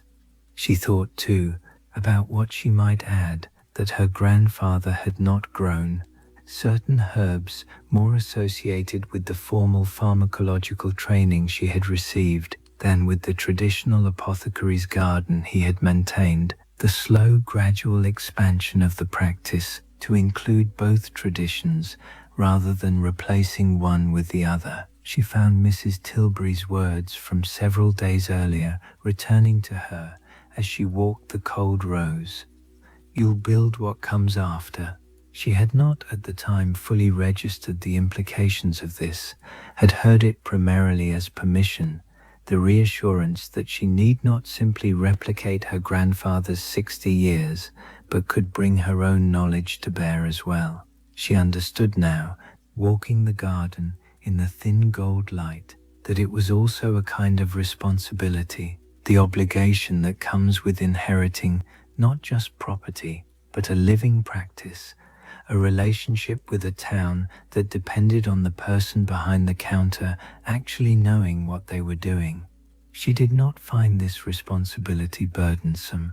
She found it, increasingly, to be the precise shape of what she had wanted, without having had the words for it during her years of training and her months of restricted practice in London. Not merely the right to know medicine, but the right to use what she knew, fully, in service of people who needed it, and judged her by the results rather than by the formal permissions she had or lacked. She stopped at the stone bench, brushing away the morning's light frost, and sat for a few minutes, despite the cold, watching her breath cloud in the air and listening to the particular quiet of a garden between seasons, the old growth finished, the new growth not yet even imagined by the bare soil, everything held in the patient suspension that autumn always insists upon before winter's deeper rest and spring's eventual return. She thought about writing to the hospital again, not the careful provisional letters she had sent so far, requesting extensions and remaining technically uncommitted, but the final letter, the one that would formally and completely end her London position and confirm what she had already, in every practical sense, decided. She did not write it that morning, but she understood, walking back into the shop as the church clock in the square struck 8 and the day's work began to call her attention, that the letter was no longer a question of whether, but only of when, and that the when was drawing steadily, comfortably closer. Mrs. Tilbury arrived for her Tuesday visit with a different kind of news, delivered with her customary directness as soon as she had settled into her chair by the window. "There's talk in the town," she said, "about whether you'll be wanting to formalize things, whether you mean to seek some manner of license, given what's known now about your training." Alice considered this. She had thought about it herself in the quiet evenings since the difficult birth, understanding that her position in Hartley, however warmly accepted by the town itself, remained legally precarious. She practiced, in the strictest sense, exactly as her grandfather had practiced, without formal license, relying on the town's practical need and its evident willingness to overlook the gap between her competence and her credentials. "I've thought about writing to the medical board," she said slowly. "There are physicians now, a small number, who hold positions despite being women, through particular arrangements, particular institutions willing to recognize training like mine, even where the larger profession remains reluctant. It would take time. It would likely require returning to London, at least temporarily, to pursue it properly." "Would you do that?" Mrs. Tilbury asked. "Leave the shop to pursue the formal license?" Alice turned this over, recognizing the genuine complexity of the question. To leave Hartley now, even temporarily, even for the sake of eventually returning with fuller formal standing, felt like a risk to everything she had built in these few weeks. The trust the town had extended, the steady rhythm of the practice, the particular rightness of being needed and being permitted to meet that need without obstruction. "I don't think I will," she said finally. "Not yet, at least. Perhaps not at all. I've spent 6 years pursuing formal recognition and found that the recognition, even when fully earned, opened almost no doors that mattered to me. Here, without it, I've found work I can actually do, fully, for people who need it." She paused. "I think I would rather be useful without the license than credentialed without the use." Mrs. Tilbury nodded slowly, with evident approval. "Your grandfather made the same choice," she said. "Different circumstances, but the same essential choice. He could have pursued the full physician's training early on. He had the aptitude for it by all accounts. He chose to stay an apothecary instead, because the apothecary's work here, in this particular town, was what was actually needed." "Do you think he ever regretted it?" Alice asked. "The choice to remain less than he might have been, formally?" Mrs. Tilbury considered this with evident care. "I think," she said finally, "that your grandfather understood something many people take a lifetime to learn, if they learn it at all, that being fully useful in a smaller sphere is worth more than being partially useful in a larger one. He wasn't a famous physician. He wasn't published, or celebrated, or remembered beyond the borders of this town. But he delivered half the babies born here for 60 years, and set the bones of 3 generations of farmers, and sat with the dying when the dying needed sitting with, and I don't believe, watching him across 40 years, that he ever once regretted the shape his life had taken. Alice thought about this for a long while after Mrs. Tilbury had gone, sitting at the counter in the quiet shop, the late October light moving slowly across the floor as the afternoon progressed. She thought she understood, finally and completely, what she had been searching for since her arrival, and what her grandfather had apparently found here decades before her. Not the largest possible sphere for her knowledge, but the truest one, the place where what she knew could be most fully and immediately useful, regardless of what title the wider world chose to grant or withhold. The final week of October arrived with a settled quality Alice had not anticipated when she first stepped down from the trap nearly a month before. Not the uncertain, provisional quality of those first days when every choice felt tentative and every task uncertain, but the steadier rhythm of someone who has, gradually and almost without noticing the transition, become genuinely competent in a place that has become, in equal measure, genuinely home. She worked through the ledger's remaining pages in the quieter hours, reaching finally the last entries her grandfather had made, the handwriting in these final months showing the small inevitable signs of age, not illegible, never that, but slightly less steady than the confident hand of his middle years, the letters formed with the particular care of someone who has noticed his own hand beginning to fail and is determined to maintain his standards regardless. The final entry, dated 3 days before his death, recorded a simple prescription for a child's cough. Nothing remarkable, nothing that suggested he had known his own end was approaching. Simply the ordinary continuation of 60 years of careful, attentive work, performed exactly as he had always performed it, until the morning he did not wake to perform it again. She closed the ledger after reading this final entry and sat for a long while with her hand resting on its worn leather cover, understanding that she had now read the entire record of her grandfather's working life, from the eager, uncertain hand of a 21-year-old in 1814 to the careful, steady hand of an 81-year-old in his final days, 60 years compressed into the pages beneath her palm. She opened the ledger again to the first blank page following the final entry and sat for some time with her pen poised, considering what her own first entry should record. She wrote, eventually, not a prescription, but something closer to what her grandfather's own first page had recorded. Not a patient's complaint, but a simple statement of continuation. A. Holt, continuing the practice of E. Holt, Apothecary, Hartley, October the 28th, 1874.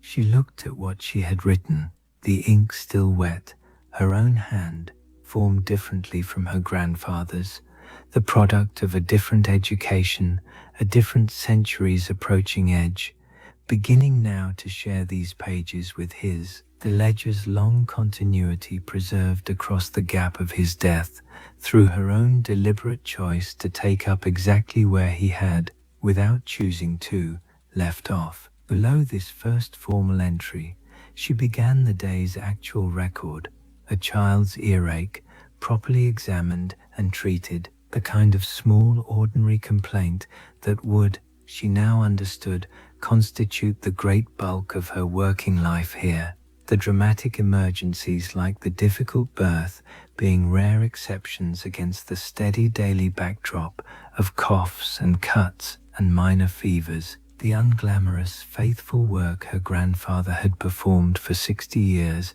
and that she now understood herself prepared and genuinely willing to perform for however many years remained to her. She closed the shop that evening with the particular satisfaction of a day's work properly completed and walked once around the garden in the gathering dusk, the bare beds patient under the first stars, and thought, with a settled certainty that felt entirely different from the uncertain hope of her earlier weeks, that she had found in this small Yorkshire town exactly what 6 years of formal training and 1 year of restricted practice in London had never quite managed to provide: the simple, sufficient rightness of being fully useful in the place and the manner that most needed her. She wrote to the hospital on the penultimate day of October, the letter she had been approaching gradually across the preceding weeks, finally arriving,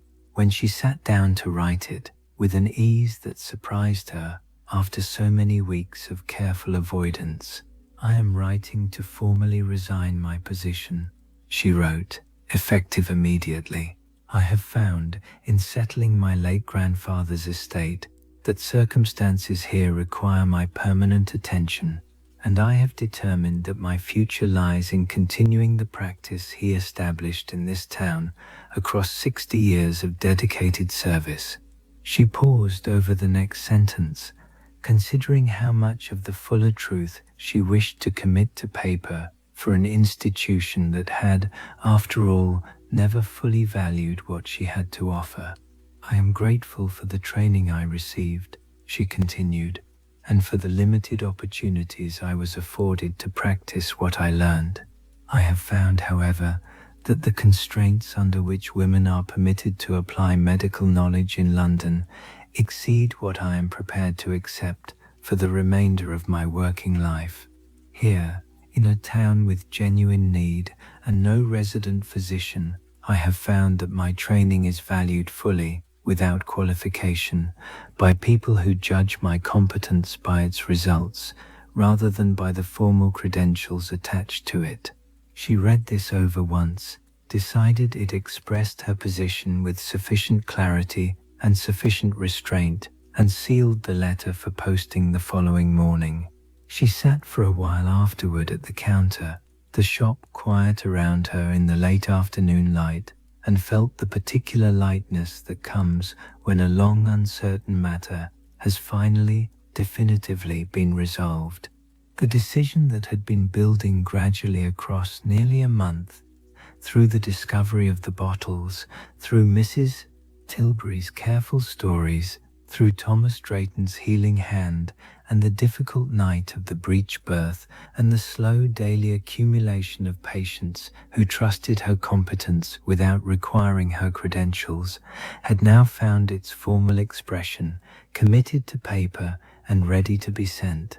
She thought about her grandfather, who had made his own version of this choice 50-some years before her, choosing the apothecary's modest but complete usefulness over the physician's grander but, in the particulars of this town and this century, largely unavailable authority.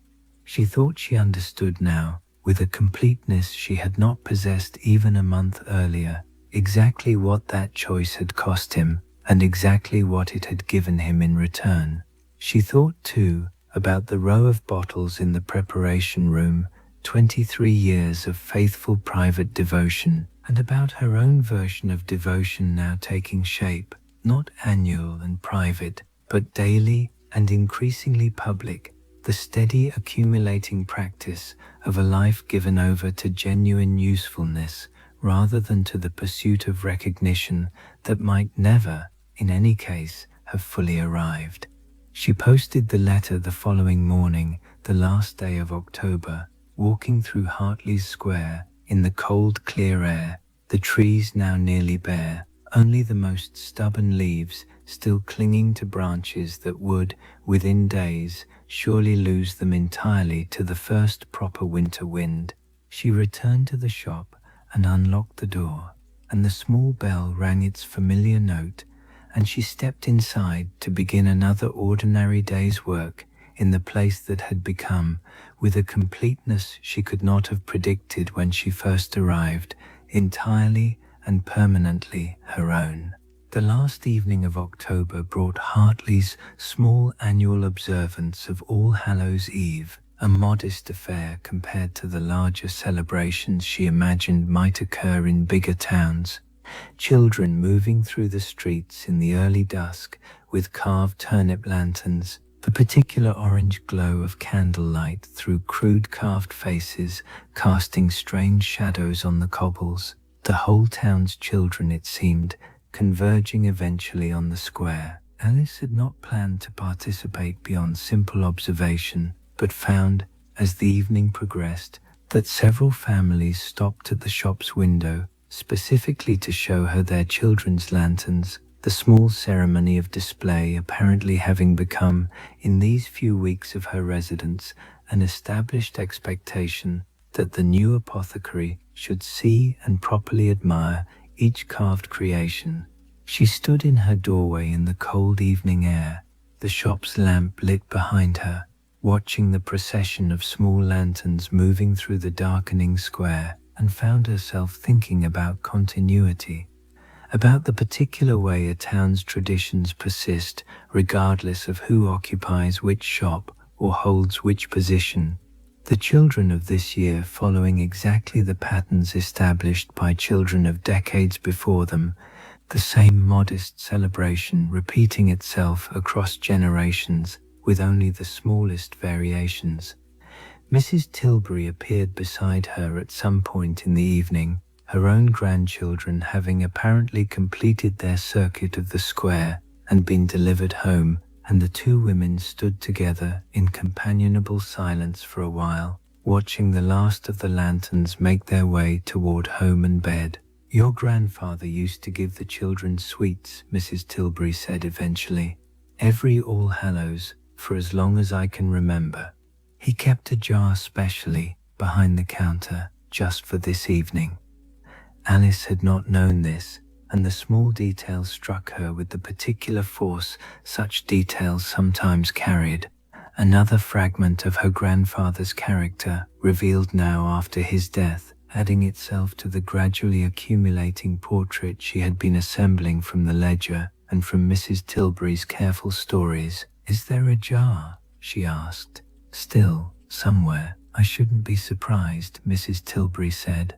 Alice went inside and searched the shelves beneath the counter, and found, eventually, in a cupboard she had not yet fully explored, a glass jar of barley sugar, the same sweet, she realized with a small jolt of memory, that her grandfather had given her as a child during her own rare visits. The connection between her own childhood memory and this town's larger tradition suddenly and unexpectedly clear. She brought the jar out and set it on the counter, and for the remainder of the evening, as the last stragglers of Hartley's children passed the shop window with their lanterns, she gave each one a piece of barley sugar, continuing, without having known until an hour earlier that she was continuing anything, a small kindness her grandfather had performed for decades before her arrival. The last child departed eventually, the square growing quiet as families withdrew indoors against the deepening cold, and Alice stood for a while longer in the doorway, looking out at the now empty cobbles, the discarded turnip lanterns still glowing faintly here and there where children had set them down before being called inside, small orange lights scattered across the dark square like a kind of modest, temporary constellation. She closed the shop finally and climbed the stairs to bed, carrying with her the particular satisfaction of a tradition properly maintained, a continuity preserved not through any grand gesture, but through the simple, almost accidental discovery of a jar of sweets and the willingness to fill, without fully realizing she was filling it, a role the town had quietly expected her to step into. The 1st of November brought a change in the weather that felt, after the lingering golden quality of October, almost abrupt. Low grey clouds settling over Hartley overnight, a thin persistent rain beginning before dawn and continuing through the morning, the temperature dropping enough that Alice found herself building the first proper fire of the season in the preparation room's small stove. the warmth spreading gradually into the front shop as the morning progressed. She had received, 2 days after sending her resignation, a brief formal reply from the hospital acknowledging her decision, the letter's tone carrying neither warmth nor particular regret, simply the bureaucratic confirmation of a position now vacant and presumably soon to be filled by someone else, someone who would occupy the careful, restricted role Alice herself had occupied for the better part of a year before circumstances had freed her from it. She read the letter once, standing at the counter in the grey morning light, and felt nothing of the anxiety such correspondence might once have produced, only a quiet, settled confirmation that the door she had spent 6 years working to open had, in the end, mattered considerably less than the door Hartley had opened for her instead, without her having to work for it at all beyond simply being competent and present when competence and presence were needed. She spent the rainy morning at the ledger, not reading now but writing, recording the steady accumulation of her own practice across these first weeks, the patients seen, the remedies prepared, the small ordinary business of a working apothecary's daily life now firmly established in her own careful hand alongside the 60 years of her grandfather's record that preceded it. She thought, working through these entries, about how naturally the continuation had occurred, how little formal transition had actually been required in the end between her grandfather's final entry and her own first one. The ledger had simply continued, the shop had simply continued, the town's need had simply continued, and she had stepped into the gap his death had left with far less difficulty than she might have predicted on the day she first arrived, uncertain and grieving and entirely unprepared for what the following month would teach her about herself. Mrs. Tilbury arrived despite the rain, her usual basket protected beneath a large umbrella, and settled into her chair with the particular satisfaction of someone for whom weather had never been a serious obstacle to an established routine. "The 1st of November," she said, accepting her tea. "A whole month you've been here now." "Has it been a month?" Alice said, genuinely surprised by the calculation, though she supposed she should not have been. The days had passed with a steady, productive rhythm that had somehow compressed and expanded simultaneously, each individual day feeling full and considered, the whole month nonetheless passing with a speed she had not fully registered until Mrs. Tilbury's observation made it explicit. "A month," Mrs. Tilbury confirmed, "and the shop's busier than it's been in years, by all accounts, and half the town's decided you're the best thing to happen to Hartley since the railway came through to Greywood." She smiled, the expression transforming her sharp features as it always did. "Your grandfather would be very pleased, I think." Not surprised, mind, pleased. Alice thought about this, about pleasure as distinct from surprise, the particular satisfaction of watching something develop exactly as one had quietly hoped it might, without the additional shock of unexpectedness complicating the pleasure. She thought her grandfather had perhaps known, in some manner she could not fully reconstruct, that leaving her the shop was not simply a practical bequest, but an invitation to discover something about herself that London had been unable to provide, and that he had trusted her, even across the limited acquaintance of childhood visits, to find her way to exactly the place she had now, after a month of careful discovery, genuinely arrived at. By the second week of November, the shop had settled into a pattern Alice recognized, with some quiet satisfaction, as genuinely her own, not a replication of her grandfather's 60-year practice, but a development of it, built upon his careful foundation while incorporating the additional knowledge her London training had given her. She had begun seeing patients with appointments now, a small innovation her grandfather's more informal system had never required, but that the growing demand for her time made increasingly necessary Mrs. Sallow's referrals for complicated pregnancies, the steady stream of ordinary complaints, and increasingly requests from families in the surrounding farms who had previously made the long journey to Greywood's physician, but now preferred the shorter distance and the personal trust Alice had established in just a few weeks.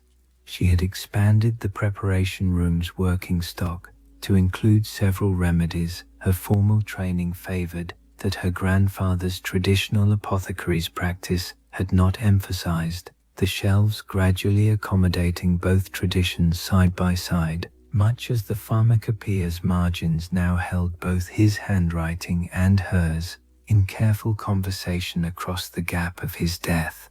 She had written too to several of her former classmates from the London training, women who had faced similar restrictions on their own practice, scattered now across various positions of varying degrees of compromise, describing what she had found in Hartley, not as advice exactly, but as a kind of testimony, the simple fact of her experience offered for whatever use others might find in it. One reply, from a classmate named Dorothea who had taken a position similar to Alice's former one in a different London hospital, expressed a cautious, careful interest that Alice recognised, reading it as the particular hope of someone trapped in circumstances she had once shared, beginning to wonder whether an alternative existed that she had not previously considered.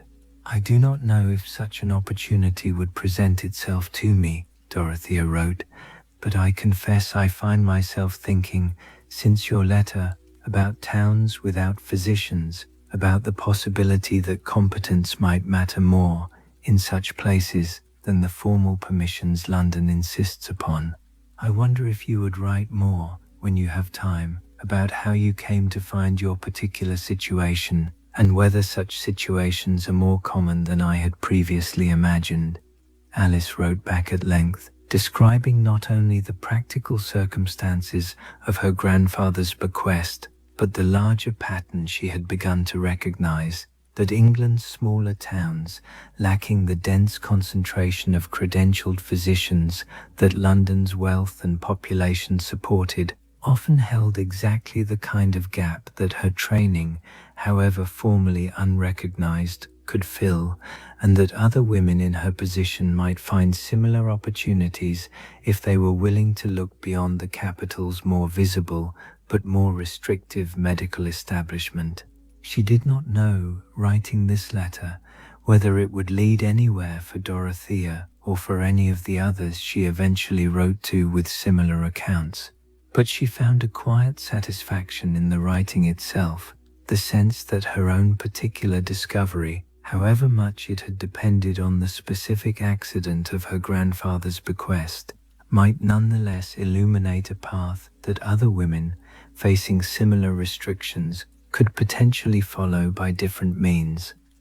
She sealed the letter and added it to the small stack awaiting the next post, and returned to the day's work, the rain having finally cleared overnight to reveal a crisp November morning, the first genuinely cold day of the season, the light thin and clear, and entirely without the golden warmth October had offered, but carrying its own particular beauty nonetheless, the world settling properly now into the season that would carry it through to winter.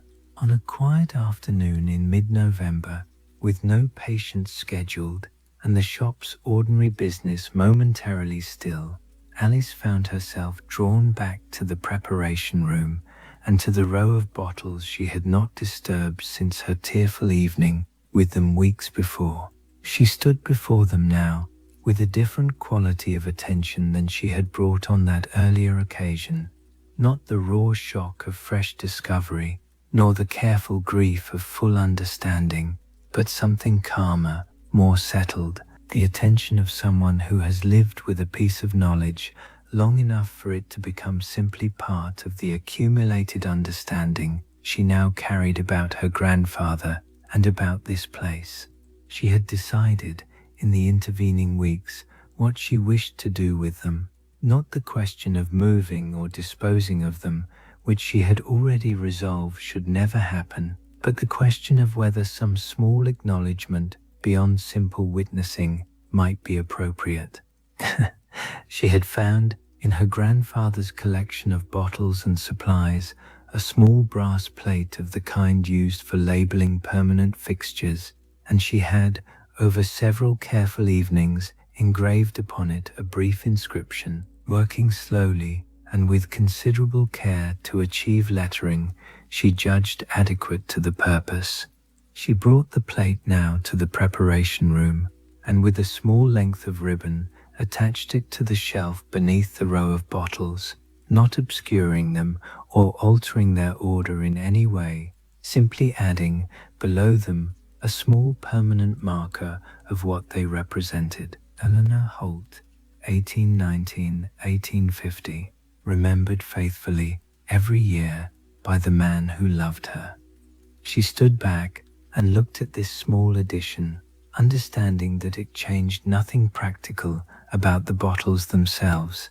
They remained exactly as her grandfather had left them, undisturbed, private in their essential nature, regardless of the small public acknowledgement she had now added beneath them. But she found the addition felt right to her, a way of ensuring that whoever came after her, whenever that distant day arrived, would understand immediately what they were looking at, rather than discovering it gradually as she herself had discovered it, through careful detective work across a ledger's patient pages.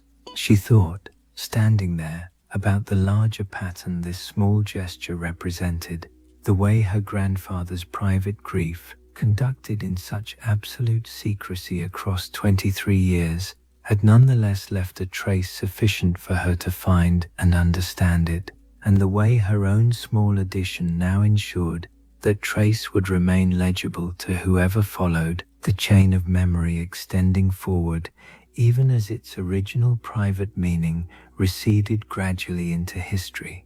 She thought, too, about her own life, now properly underway in this place, and about what traces she herself might leave, deliberately or otherwise, for whoever eventually inherited what she was now building, the expanded shelves, the combined pharmacopoeia notes, the growing reputation that drew patients from beyond Hartley's immediate boundaries, all of it the early stages of a practice that might, if she lived as long as her grandfather had, eventually span decades of its own, accumulating its own layers of careful, private and public meaning. She left the preparation room as the November afternoon began its early decline toward evening, the bottles standing in their patient row behind her, properly marked now, properly understood, waiting, though for what, exactly, she could no longer say with certainty, since the person they had been made for could never receive them, and the person who had made them was no longer present to explain his own intentions fully. Perhaps, she thought, walking back to the front counter, that was simply what such things eventually became, not answers, but faithful records of a question that had never required answering to remain meaningful, the asking itself, repeated faithfully across years, constituting its own complete and sufficient form of love. In the final days before the season's first genuine snow arrived, Alice spent an evening sitting at the counter with both ledgers open before her, her grandfather's, complete now and closed at its final entry, and her own, growing steadily with each day's accumulating record of her own practice. She thought about the month and a half that had passed since her arrival, the distance she had traveled not in miles but in understanding, of her grandfather, of herself, of the particular shape a useful life could take when freed from the formal restrictions that had governed her previous year in London.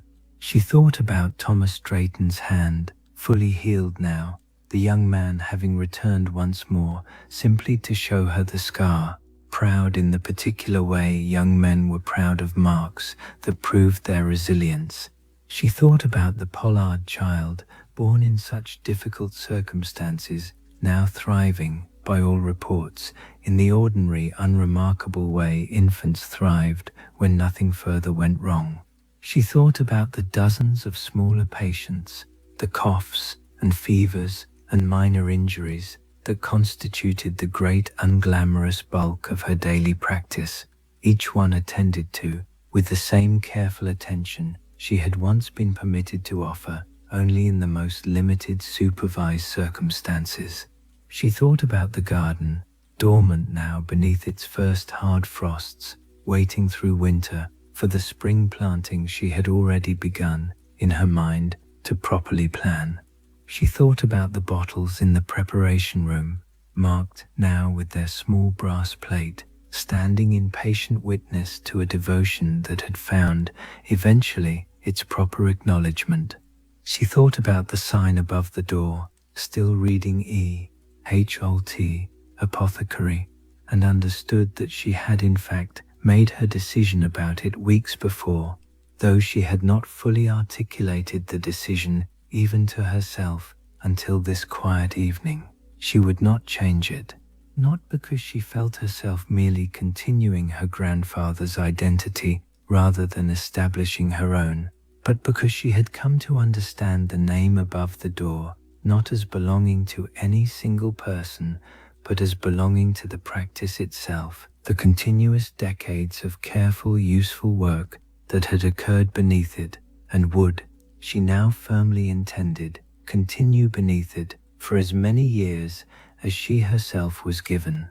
She picked up her pen and made one final entry in her own ledger for the day, a simple notation regarding a delivery of supplies expected the following week, and then sat for a while longer in the quiet shop, the lamp burning steadily on the counter, the colored jars in the window dark, now with the early November evening, the whole small space holding the particular settled stillness of a place where the day's work has been properly completed and the night's rest has been properly earned. She thought, in this quiet moment, about the letter from her grandfather she had found unfinished in the pharmacopoeia, the question he had posed about what became of a person's knowledge once they were no longer able to use it.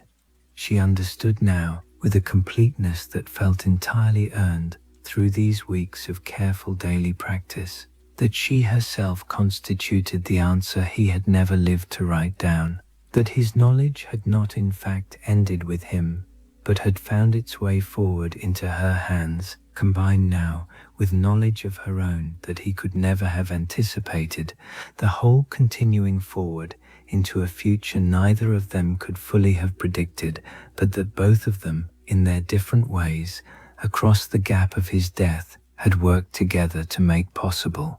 She closed both ledgers, banked the fire for the night, and climbed the stairs to bed, carrying with her the particular deep satisfaction of a life properly and fully lived, in exactly the place and the manner it had been meant to be lived all along.